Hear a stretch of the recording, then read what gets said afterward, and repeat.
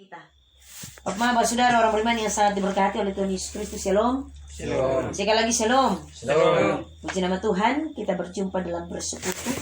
Bagian firman Tuhan ini merupakan penyegaran bagi kita selepas kita merayakan syukur Pentakosta. Kisah Para Rasul pasal yang kedua ayat yang ke-41 hingga ayat yang ke-47. Bapak saudara orang beriman, Pentakosta biasanya kita kenal dengan hari yang ke-50. Tentunya bahwa perayaan Pentakosta dalam Perjanjian Baru adalah peristiwa di mana Roh Kudus dicurahkan kepada murid-murid yang berkumpul di Yerusalem.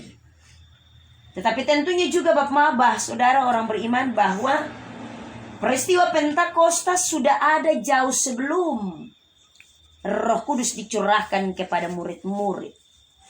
Kalau kita membaca bagian firman Tuhan Kisah Para Rasul pasal yang kedua, diawali dengan kata ketika tiba hari Pentakosta.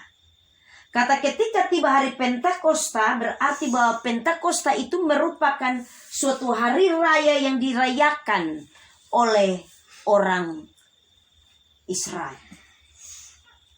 Dalam catatan Ulangan pasal yang ke-16 ayat yang ke-10, Pentakosta merupakan suatu perayaan hari raya di mana bangsa Israel mensyukuri hasil panen gandum yang melimpah. Karena itu bangsa Israel merayakan suatu perayaan yang disebut hari raya 7 minggu. Perayaan itu dilaksanakan 7 hari dikali dengan 7 minggu. Jadi ke Pentakosta itu sudah ada.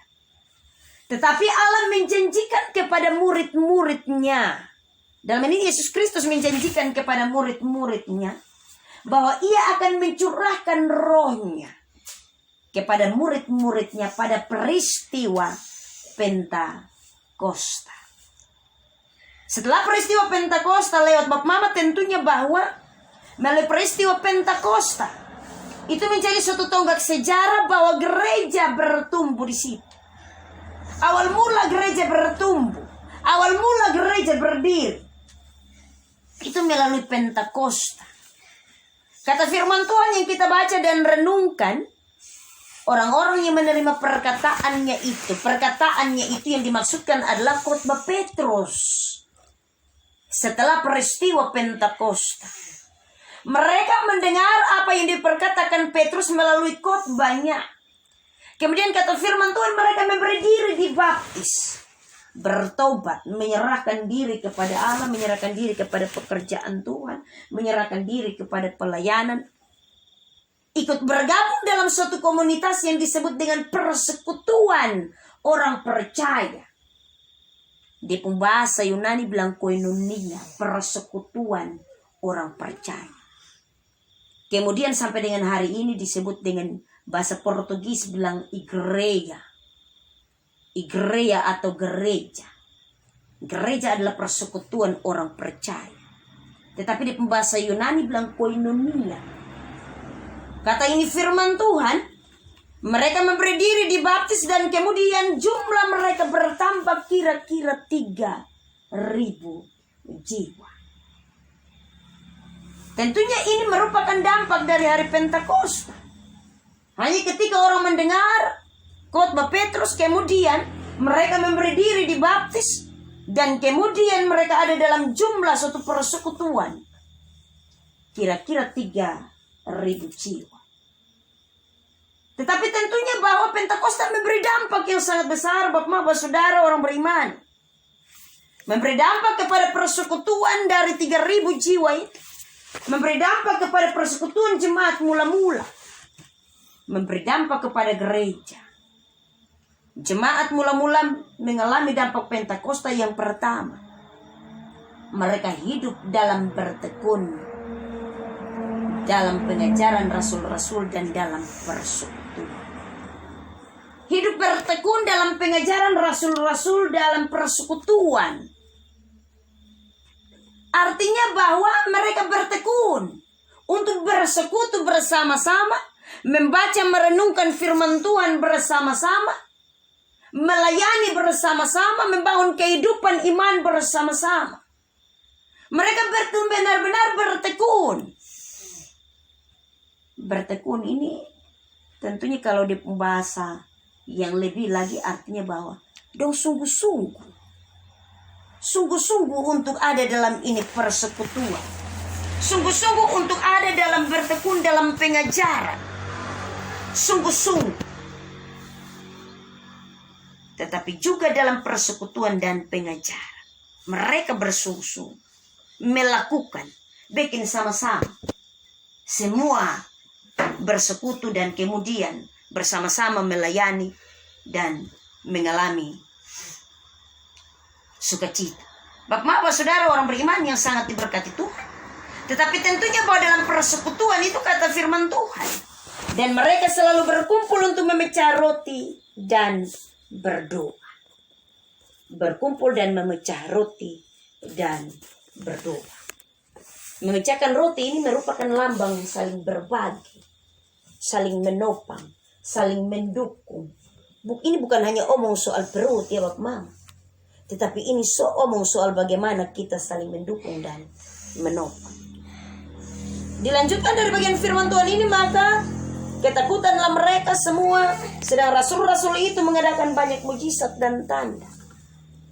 Dampak dari peristiwa Pentakosta adalah bahwa bukan hanya dalam satu persekutuan mereka memecah-mecahkan roti dan berdoa, tetapi di sana mereka mengalami mujizat dan juga tanda-tanda heran. Murid-murid melakukan mujizat-mujizat dan tanda-tanda heran, rasul-rasul. Tentunya bahwa ini memberi dampak. Mungkin saja ketika banyak orang masuk dalam ini komunitas yang disebut persekutuan jemaat yang pertama ini, karena dong lihat mujizat dan tanda saja. Kau yang hidup di zaman modern juga begitu. Kalau begitu dengar ada mujizat, semua orang berkumpul di situ. Ada mujizat dan tanda, semua orang berkumpul. Tadi kau pembahasan bilang, kalau begitu mau dapat bantuan, dong muka ada. Tapi kalau sudah ada dia mujizat yang itu bantuan dong muka sana ada. Ini minta maaf Bapak Mama, kok itu juga mujizat nah. Yang bantuan dong itu juga mujizat. Kalau dapat bantuan dong tahu gereja. Tetapi kalau sudah dapat bantuan dong tahu itu gereja ada di mana. Nanti jalan juga bilang, gereja di mana ya? Tetapi tentunya juga bahwa ada yang begitu. Tentunya mereka melihat bahwa ada mujizat dan tanda-tanda yang kemudian menumbuhkan iman percaya, menumbuhkan persekutuan. Bapak saudara orang beriman, dampak dari Pentakosta tentunya bahwa bukan hanya mujizat dan iman dan tanda, tetapi semua orang yang telah menjadi percaya kata firman Tuhan tetap bersatu, dan segala kepunyaan mereka adalah kepunyaan bersama. Bersatu ini artinya bahwa tidak terpecah belah, ada dalam satu persekutuan. Bersatu dalam hal ini saling menopang, bersatu dalam hal ini saling mendukung, bersatu dalam hal ini saling menguatkan, bukan satu-satu berdiri sendiri. Biasanya kotong ada dalam kehidupan bermasyarakat, pasti gotong ada juga kerja gotong royong ya Bapak Mama. Kerja gotong royong itu rame-rame, bukan satu-satu berdiri sendiri. Dan segala kepunyaan mereka adalah kepunyaan bersama. Dan selalu ada dari mereka yang menjual harta miliknya, lalu membagi-bagikan kepada semua orang sesuai dengan keperluan masing-masing. Ini hal saling berbagi dan saling menopang. Tetapi dalam hal saling berbagi dan saling menopang ini juga jangan sampai kemudian ada yang merasa enak. Bapak Mama, tadi ketika siang tadi saya lihat di samping gereja Mahanaim ada bagi-bagi sembako ya. Tapi saya berpikir, ini sekarang ini Jokowi punya zaman bikin enak kotong. Ada banyak yang semua kerja kebun ini tahun. Iya. Karena nanti tiap bulan juga kotong dapat beras gratis, dapat telur, dapat susu, dapat ayam, gula, kopi, semua serba gratis. Akhirnya ada yang merasa gampang. Biar tusa tanam jagung ini tahun, tusa kerja kebun. Karena digampangkan. Tapi persekutuan jemaat mula-mula tentunya dalam hal ini membagi-bagikan kepada semua orang sesuai dengan keperluan, bukan supaya ada yang menggampangkan diri. Tetapi dalam hal ini saling menopang dan saling menguatkan. Yang kurang ditutupi oleh yang berkelebihan. Yang berkelebihan menopang yang berkekurangan. Dia pun maksud seperti itu. Bapak saudara orang beriman yang saya dikasih oleh Tuhan Yesus Kristus, tentunya bukan hanya dalam saling menopang, tetapi dengan bertekun dan dengan sehat. Mereka berkumpul tiap-tiap hari dalam bait Allah. Mereka memecah-mecahkan roti di rumah masing-masing secara bergilir dan makan bersama dengan gembira dan dengan tulus hati. Berkumpul di bait Allah. Itu yang disebut dengan gereja. Tetapi terkadang bahwa ada orang yang dia sama ikut gereja. Buang waktu untuk 1-2 jam dia merasa bahwa itu. Daripada buang waktu di gereja 1-2 jam, urus ini kebun, urus ini sawah, urus ini ladang, urus ini sapi, ini kerbau dan seterusnya. Tuhan Allah saja bekerja Bapak Mama, tetapi tentunya dia bilang bahwa 6 hari lama. Dan pada hari yang ke-7 dia berhenti dan memutuskan hari itu. Allah memberikan bagi kita waktu untuk bekerja. Tetapi kemudian juga bahwa dia memberikan bagi kita waktu untuk berhenti dan mensyukuri semua pekerjaan kita. Dan tentunya bahwa di wadah untuk berjumpa dengan Allah ada di bait Allah, ada di gereja, ada di tengah-tengah persekutuan orang percaya, ada di tengah-tengah koinonia, bukan ada di lain tempat, bukan hanya di gereja, tapi dalam persekutuan yang begini. Ini dong bilang, ini firman Tuhan bilang bahwa masing-masing secara bergilir dan makan bersama dengan gembira dengan tulus hati, secara bergilir. Ini yang kotong disebut dengan ibadah rumah tangga, ibadah usaha. Kotong secara bergilir bersama-sama. Dalam hal ini Bapak Mama tentunya bukan supaya kita dipermuliakan. Bukan supaya kita mendapat nama. Bukan supaya kita mendapat untung. Tetapi firman Tuhan bilang bahwa sambil memuji Allah. Kata firman Tuhan. Supaya Allah dipermuliakan. Bukan supaya pendeta disebut-sebut. Supaya majelis disebut-sebut. Supaya kami yang melayani dibangga-banggakan. Bukan. Tetapi ini firman Tuhan bilang sambil memuji Allah. Dalam hal ini bahwa ketika Allah dipermuliakan, maka firman Tuhan berkata mereka disukai semua orang. Dan tiap-tiap hari Tuhan menambahkan jumlah mereka dengan orang-orang yang diselamatkan. Di ini akhir Bapak Mama ini perenungan. Ini firman Tuhan ini diawali dengan kata bertambah. Dan kemudian ditutup dengan kata menambah.